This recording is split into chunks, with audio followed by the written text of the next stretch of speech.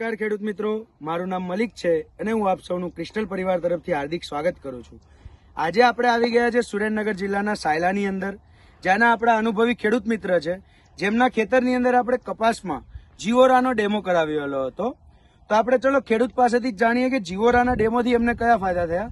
નમસ્કાર, આપનું નામ, ગામ અને મોબાઈલ નંબર જણાવશો?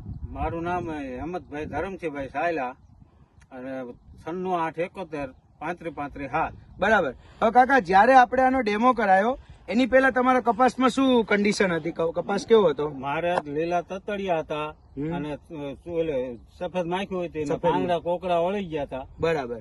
તો આપણે આ ડેમો કરાયો, આપણે 9 તારીખે ડેમો કરાવેલો છે, તો તમને અત્યારે ઈ નાખ્યા પછી શું ફરક દેખાય છે? અત્યારે કમ્પ્લીટ થઈ ગયું, જીવંત બીવંત બધું વહી ગયું, પાંગડા સીધા થઈ ગયા, પાંદડા સીધા થઈ ગયા અને તમારે પાકના કુમાસમાં શું કેવું થાય છે? હારામાં હારું દવાનું કામ છે, રિઝલ્ટ બરાબર છે। તો તમે આનાથી સંતુષ્ટ છો? રિઝલ્ટ સારું મળ્યું છે? હા, સંતોષ। બરાબર છે।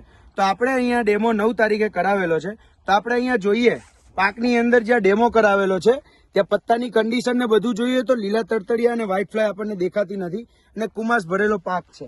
અને જ્યાં આપણે ડેમો નથી કરાવેલો ત્યાં કોઈ બી આપણે છોડને જોશું તો પત્તાની અંદર હજી તૂટિયા દેખાય છે અને અટેક બી દેખાય છે। તો આના ઉપરથી સાબિત થાય છે કે જીઓરાનું રિઝલ્ટ આપણને સારું મળ્યું છે।